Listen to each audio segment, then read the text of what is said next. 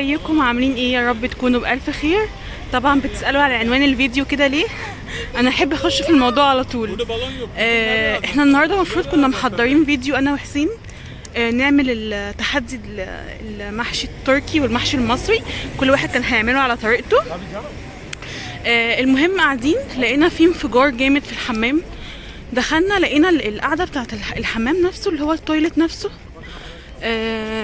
طالع من مكانه والسيراميك متبهدل من تحت. ف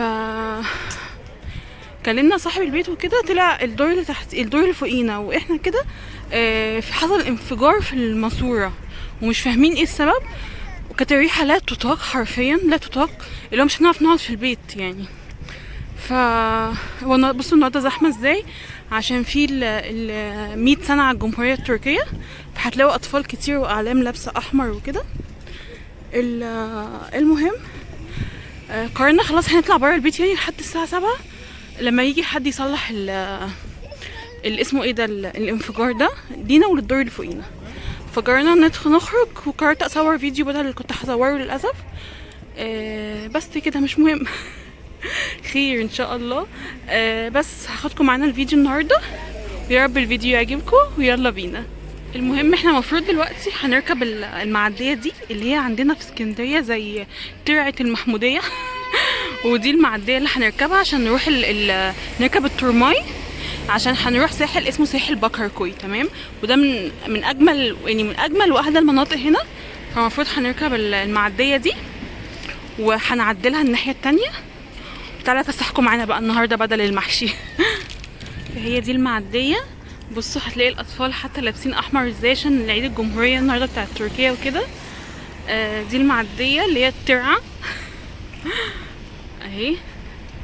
عايزه اقول لكم ان صوت الانفجار بتاع الصبح اللي حصل والله فكرني الناس اللي عايشه في اصوات الانفجارات دي عايشه ازاي يعني. ده انا مفزوعه يعني بجد، ربنا معاهم بجد. بردنا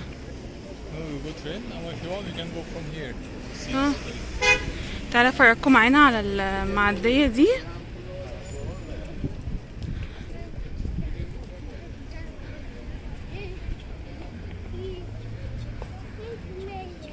بصوا هاتي بني بيرموا العيش للطيور for birds or it's bad something. اعتقد بيرموا العيش هنا للطيور.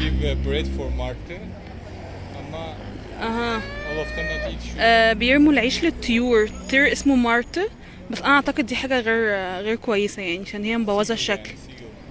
اما they cleaned after that. بعد كده حسين بيقولي اللي هم بينضفوها بعد كده. في طائر اسمه المارت اللي هو بيطير فوق ده، مش عارفه باين ولا لا، بيجي ياخد العيش من هنا بس كده. هادي كذا. بس هتلاقوا بقى النضف في كل مكان اعلام، شايفين اللي حاطين الاعلام دول في كل مكان هتلاقوا اعلام النهارده. بس هنمشي بقى لحد ما نروح، هنعديها المعديه دي ونركب الترماي على طول.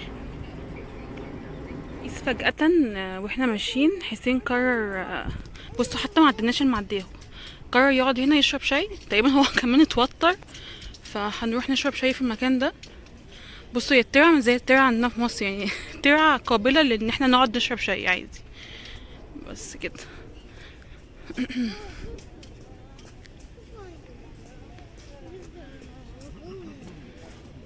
فهنقعد هنا نشرب شاي بقى، كان نكمل طريقنا بقى.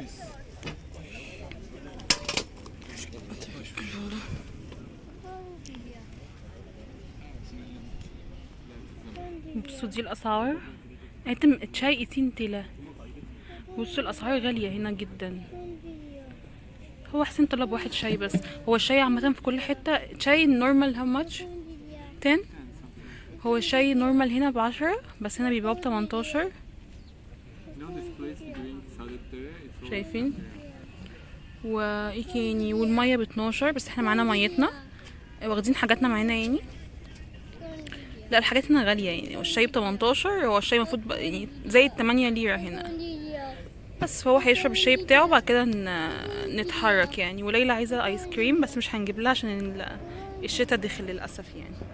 بس احنا متقلين ازاي، استنى شايفين تقيل تقيل. تقيل تقيل يعني. بس هنستنى الشاي بعد كده ننطلق. لكم ان تتخيلوا احنا وصلنا المكان الميدان، لكم عشان نطلع على البحر، لكم ان تتخيلوا المنظر. اوبا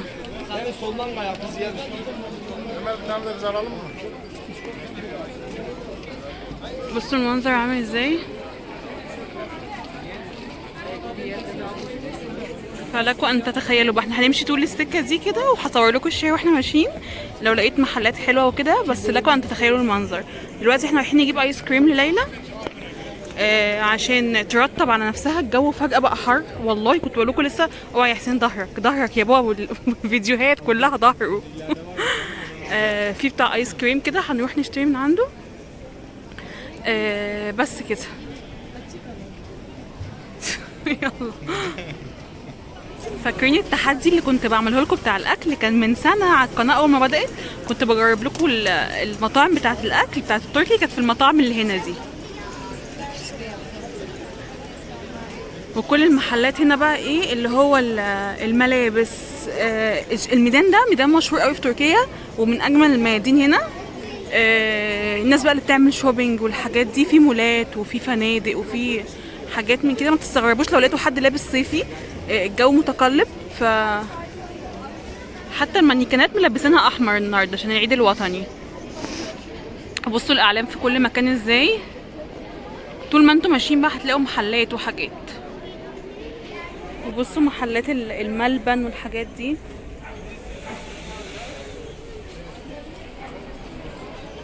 مش عارفه ليه تخيلت ان في مشبك، نفسي هفاني على المشبك وبتاع. مش عارفه والله تخيلته مشبك. دي محلات المكسرات هنا. والله كان في حد بيبيع هنا دندور، يعني ايس كريم. كان في حد بيبيع دندور وانا مش لاقيينه عشان ليلى يعني ماشيه تدور زي الاطفال اللي هي المحتاجه. يا عيني.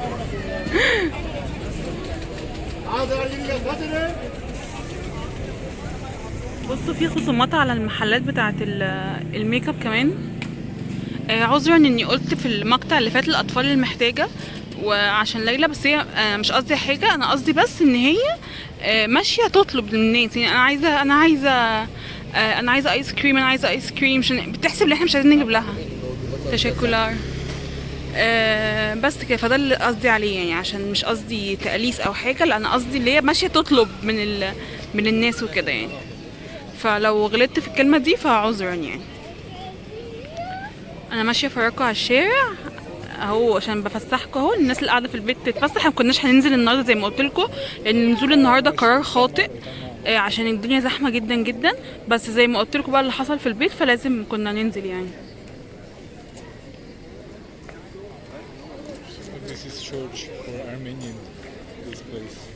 حسين بيقولي دي كنيسه للارمن اللي موجودين في تركيا.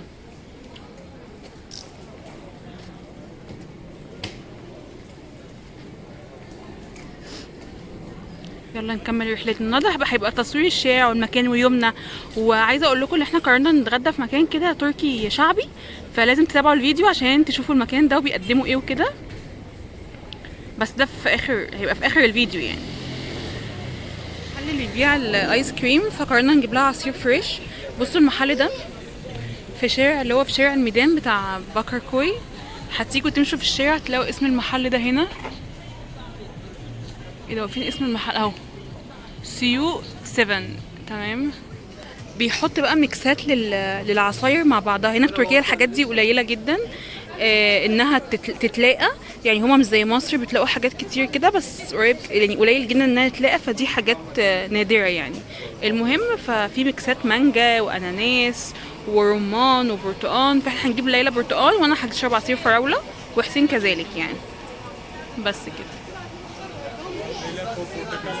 عايزه اقول لكم سالته المانجا جايه منين، قال لي من مصر من الاسماعيليه. يعني هو ما عرفوش ينطقوها، بس هي من مصر من الاسماعيليه. انا مش عارفه اسم المانجا دي ايه، بس انا ما بعرفش اسمها، بس هو قال لي من مصر. فتحيا مصر وتحيا محافظه الاسماعيليه. منورين في تركيا يا جماعه. بما اننا مفتقدين المانجا هنا، فزي ما قلت لكم طلبت اهو جالنا. طلبت مانجا عليها فراوله. في تركيا يا جماعه ما فيش مانجا، ما فيش مانجا، ما فيش مانجا. فطلبت المانجا عليها فراوله، وحسين طلب مانجا عليها موز، وليلى عصير برتقال. ومكملين طريقنا بقى للساحل اللي هو البحر. بصوا المحلات كل الشارع ده محلات اكل وكده يعني. وده بديل يا جماعه ستاربكس. الناس اللي مقاطعه ستاربكس وكلنا هنقاطع ما فيش الكلام ده. ده بديل ستاربكس اسمه قهوه دونياس. ده تركي 100%. تركي 100% للناس اللي عايزه بدائل. تمام. واسعاره حلوه وبينزل على طول عروض، تاخد 2 وتاخد عليهم واحده. لو معاكم الابلكيشن بتاع قهوه دونياس حملوه وهتاخدوا على طول العروض. تمام. كده حبه العصير بتاعي. يلا يا حاجه. تمام. مع انه هي معاها عصير اهي. بس كده هنكمل طريقنا ويومنا لسه مخلص، وتابعوا للاخر عشان هتشوفوا بجد حاجات حلوه جدا في الفيديو ده. بصوا المحل ده عامل عروض اي شنطه ب 60 ليره. بس انا مش هخش لاني مش محتاجه شنط.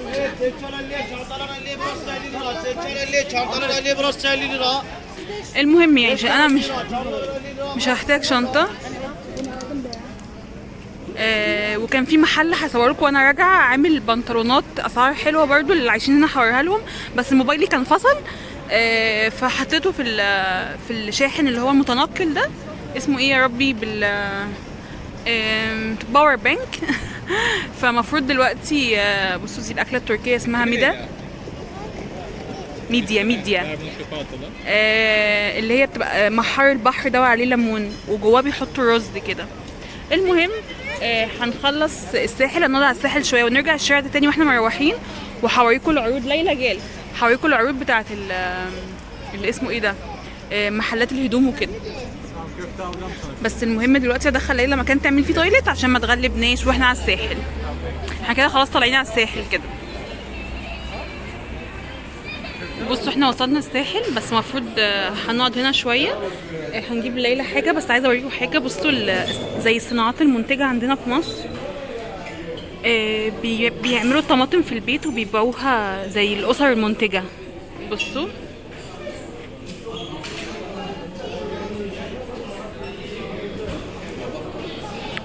دي حاجه اللي هو اسمه قرع العسل، حلو قرع العسل، عاملينها زي مربى كده.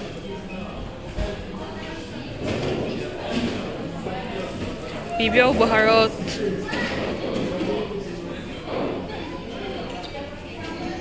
وصلصة طماطم وصلصة فلفل وحاجات مبهرة. انا مش عارفة ايه ده. زبادي، بيبيعوا زبادي ب20.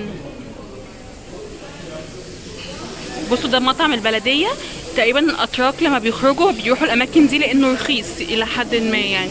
الساندوتش التوست ب35، الساندوتش الكراشك اللي بيبقى فيه سجق وكده ب45 كده يعني. بس احنا مش هناكل.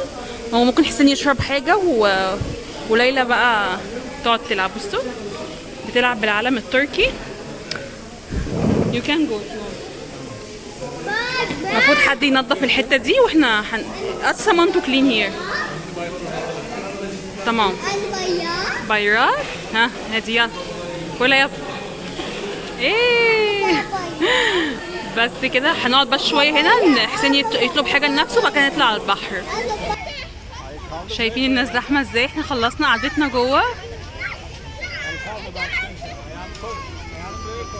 بصوا الاطفال كلها لابسه عشان عيد الجمهوريه زي ما قلت لكم. ودي ليلى بنعلمها ازاي تكون مشتركه في الصعقه. بس هي خايفه.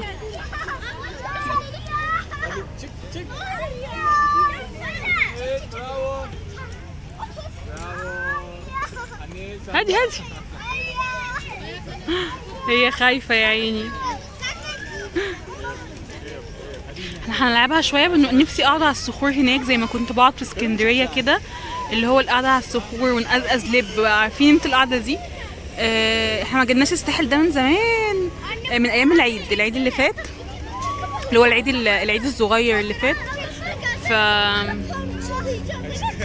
افندم ليلوش. بس فهنلعبها كده ونشوف هنكمل هنعمل ايه. بصوا حققت امنيتي. قعدنا على الصخور. بصوا الجو جميل جدا دلوقتي يعني. مش عارفه صوتي واطي ليه. تقريبا انا صوتي بيوطى حسب الاجواء اللي حواليا، اجواء مقلقه ولا اجواء هاديه. بس جبنا الليلة ايس كريم، هنقعد شويه بقى ونرجع السكه دي تاني عشان احنا بقى ناكل.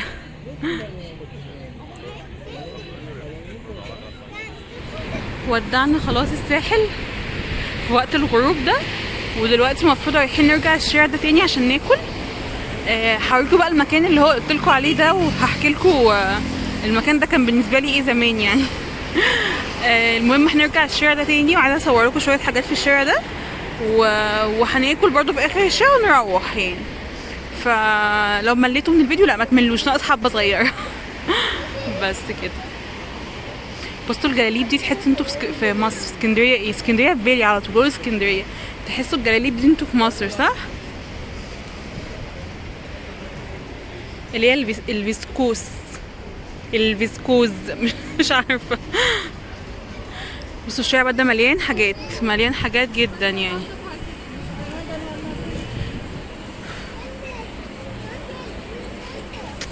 ليلى تحسوا ان هي واحده كبيره صغيره يعني، فاهمين؟ اللي هو ليها كلام وليها راي وعايزه تعمل كده وعايزه تعمل كده. يلا نشوف ايه في الشارع ده. بصوا احنا ماشيين على اول الشارع بتاع الساحل في اخر ميدان بكركوي. في محل ده عامل عروض على البنطلونات اللي هي اللي اسمها ايه دي، الكارجو والحاجات دي ب 200 ليره، وعلى الجينز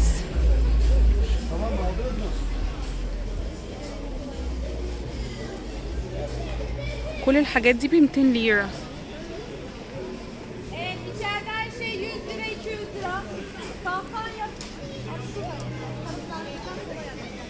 وجوه المحل في حاجات ب 100 ليره وب 200 ليره، حاجات كويسه يعني. اللي عايز يجي، انا بقول الاماكن عشان في حد كان قايل لي ما بتقوليش الاماكن عشان لو حد جاي وكده، فانا بقول الاماكن اهو. ومحلات عامله ب 250.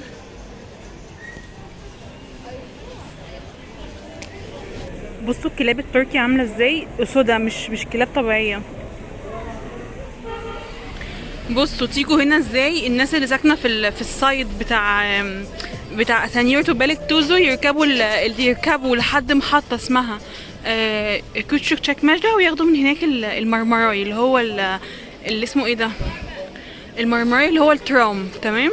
الناس اللي ساكنه بقى الناحيه التانية اللي هي ناحيه شيرين فلار والحاجات دي يركبوا متروبوس لحد شيرين فلار. تمام. او مترو لحد شيرين فلار، ومن شيرين فلار في اتوبيسات صغننه وفي دولموشات صغننه حسب يا ليلى بتروح لحد بكركوي وبس. هو ده شارع الميدان. تمام. بصوا هنا فساتين السهرة بتبتدي من 500 و600. انا مش هطول عليكم الفيديو فانتوا فهمتوا الشارع شكله عامل ازاي. وقبل كده صورت لكم الشارع ده بالتفصيل في فيديو قبل كده، هحطه لكم في الديسكريبشن بوكس تشوفوه.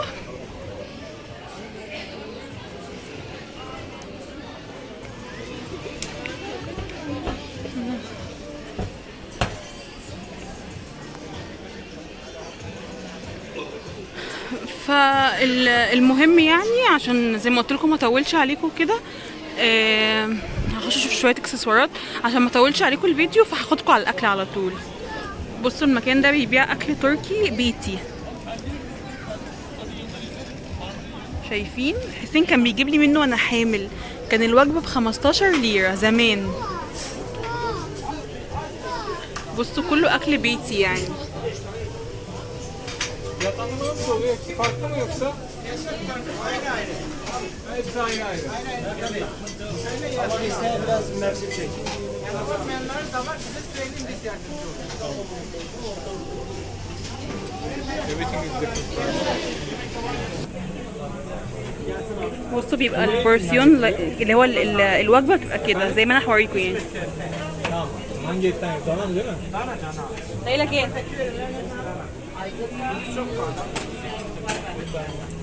You will take two from this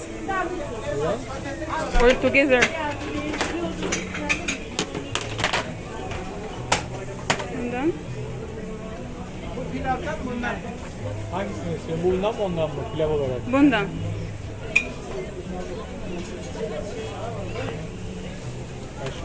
Leyluş gel. Leyla. Gel aşkım buraya gel.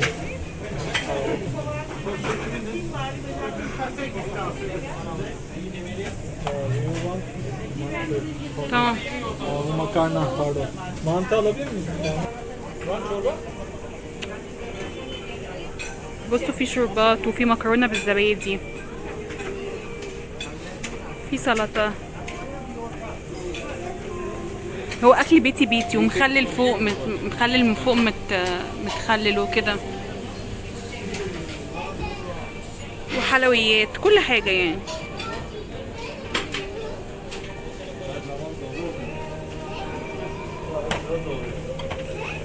وبيبقى كمان سعره احسن من الاسعار الحاجات اللي هي بتبقى جاهزه بره يعني.